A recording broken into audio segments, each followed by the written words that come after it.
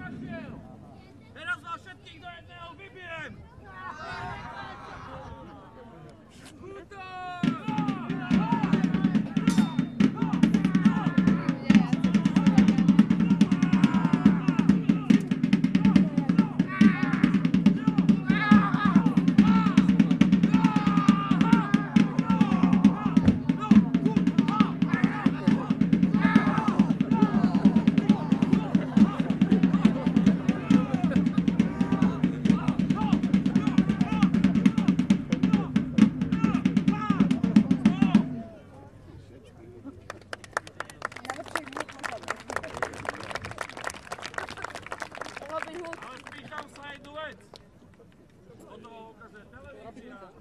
Naozaj si myslíte, že to takto bolo?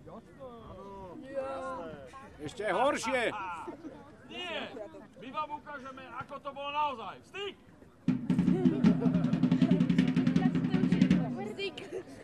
Ťažkami bojových umení konca gotiky, konca stredoveku a hlavne renesancie. Skupina historického šermu Ursus s dostupami.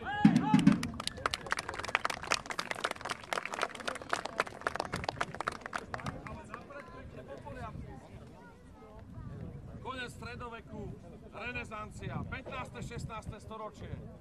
Naozaj tá renesancia už bol moderný vek. Na konci stredoveku sa však zistilo, že nie rytieri, ale dobre zocelení vojaci a vycvičení ľudia vedia vyhrávať bitvy. A dneska sme hlavne pre vás, aj pre vás, milé deti, pripravili takú malú ukážku, z čoho sa také stredoveké alebo renesančné vojsko skladalo. Takže, za prvé, pikanieri.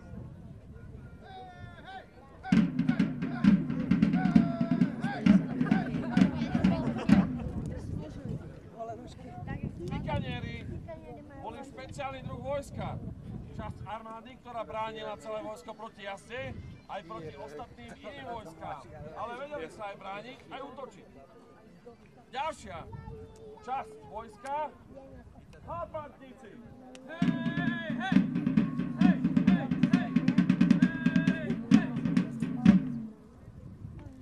Halapártníci bojovali proti jazde, proti peším, dobývali hradby, bránili hradby.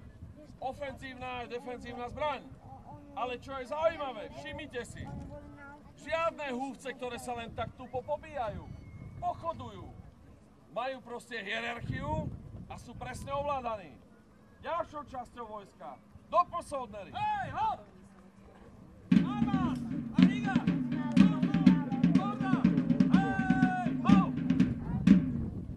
Špeciálne cvičení vojaci na útok proti zvieratám, ľuďom používali oboručné meče. Preto sa im hovorili doposlednery, pretože poberali dvojitú gážu. Každý jeden vojak bral jedno sú, títo brali dve. Ďalšou časťou vojska a najmodernejšou, strelci.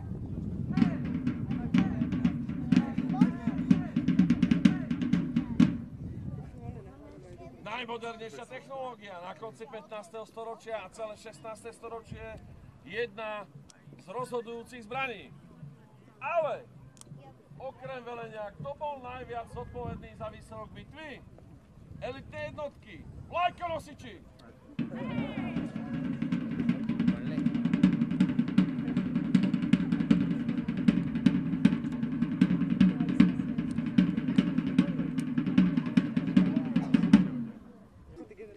By nebol splnený, keby o tom armáda nevedela. A za to boli zodpovední práve títo vlajkonosiči. Ukázali nejaký symbol, nejakú krásnu točku a ostatné časti vojska vedeli, čo mali robiť. Takže dneska vám ukážeme, ako to bolo naozaj. Takže pozor! Práv na rameno! Hop! Na miesta! Čelo! Zap! Hej! Spolu! Do bojho tvaru! Ogodov! Kop! Hoj! Hoj! Hoj! Hoj! Hoj! Hoj! Postaví! Hoj!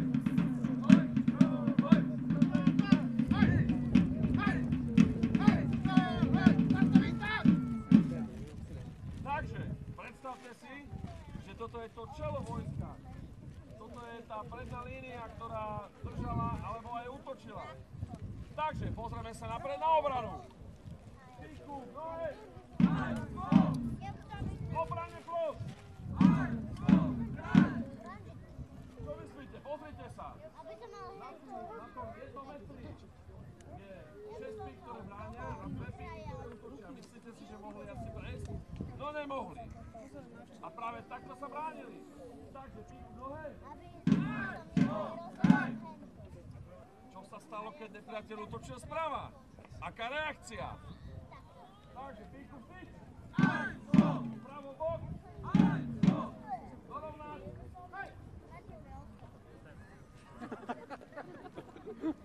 Obrane plot.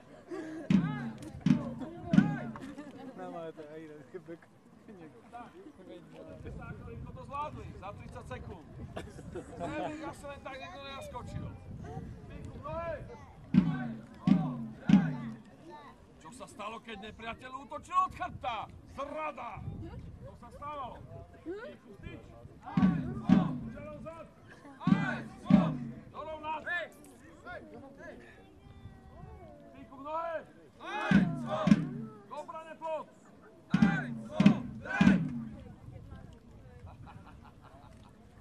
Takže keď sa napríklad zbolila niektorá jednotka od chrbta, nebol problém. Útok!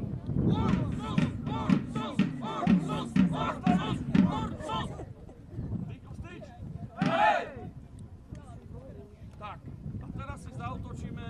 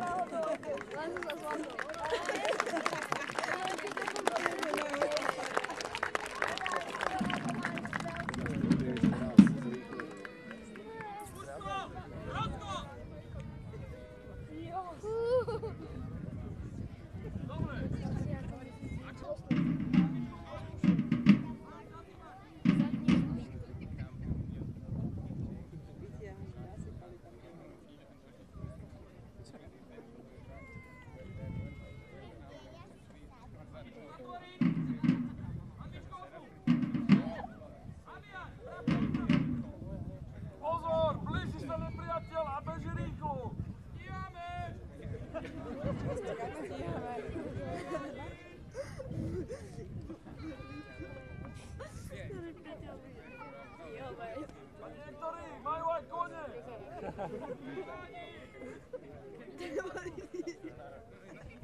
Niektorí aj plačú.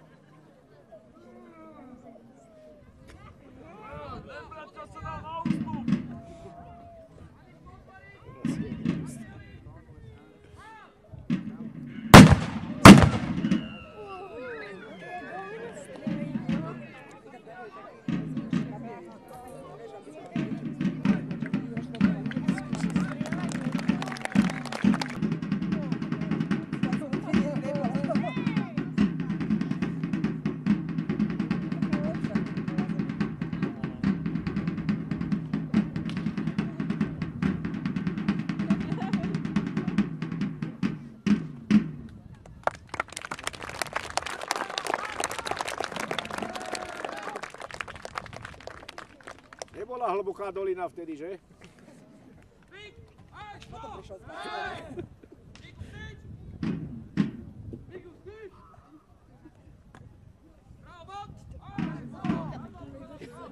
Ďakujem.